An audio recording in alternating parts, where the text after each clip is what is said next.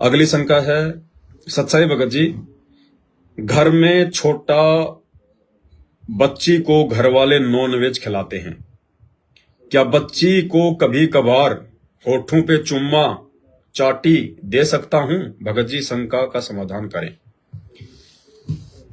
आपके छोटे छोटे बच्चे हैं, आपने नाम उपदेश ले लिया, तो भगत जी आपकी जिम्मेदारी बनती है कि आप अपने बच्चों को नाम उपदेश दिलाएं।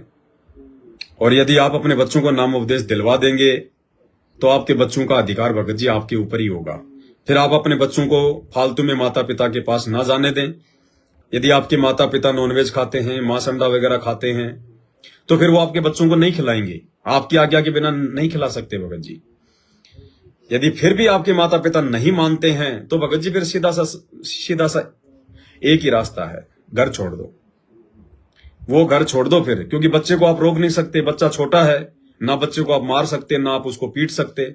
कब तक आप बच्चे के पास में रहोगे? 24 घंटे तो रह नहीं सकते, आपको काम धंधा करने बाहर भी जाना पड़ेगा, खेत में जाना पड़ेगा।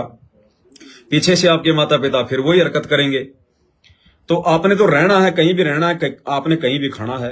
पहले तो माता पिता को प्यार से समझा दो कि देखो भाई, ऐसे ऐसे हमने नाम दीक्षा ले रखी है, ये हमारी मर्यादा है, आप हमारे बच्चों को इस प्रकार से दुखी ना करें, परेशान ना करें, जबरदस्ती आप उनको मांस अंडा मीट मछली ना खिलाएं।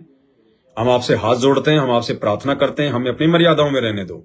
आपने खाना पीना जो मर्जी आप करो।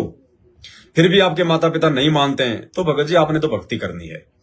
ये तो है नहीं कि उसी घर में जन्मे तो उसी में हम मरेंगे। कहीं भी भगत जी अपना काम धंधा करो, कहीं भी 2000 का मकान लो, अपनी भक्तमती के साथ अपने बच्चों के साथ में रहो। जब माता पिता की अकल ठिकाने आ जाए और बार बार जब उनके फोन आने लग जाएं, तो उनको कह देना, भैया मेरे तो आज भी वही नियम है, मैं तो इसी प्रकार से रहूंगा, तुम्हें मंजूर है तो आऊं, नहीं तो नहीं आऊंगा। तुम्हारी जेब में रखो तुम्हारा मकान, तुम्हारी जेब में रखो तुम्हारी जमीन।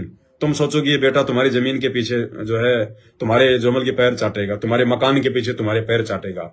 मेरा मकान, मेरी जमीन, मेरी संपदा मेरा गुरुदेव भगवान है। जिस दिन देना होगा इतना दे देगा, हमारे से संभाला नहीं जाएगा। लेकिन हमें चाहिए नहीं, हमें तो भक्ति चाहिए जो भगवान ने दे दी। यदि मानते हैं तो बहुत अच्छी बात है, नहीं मानते हैं तो भगत जी हमने तो भक्ति मर्यादा में रहकर सफल करनी है। उसके बाद में कहीं भी अपना छोटा मोटा काम धंधा करो, कहीं भी शहर में अपना छोटा मोटा अपना कोई जो है भाई अपना कोई रूम ले लो, ना कोई बोलने वाला ना कोई कहने वाला, बढ़िया खाओ, बढ़िया अपनी भक्ति करो परमात्मा की, और कोई तरीका नहीं है भगत जी।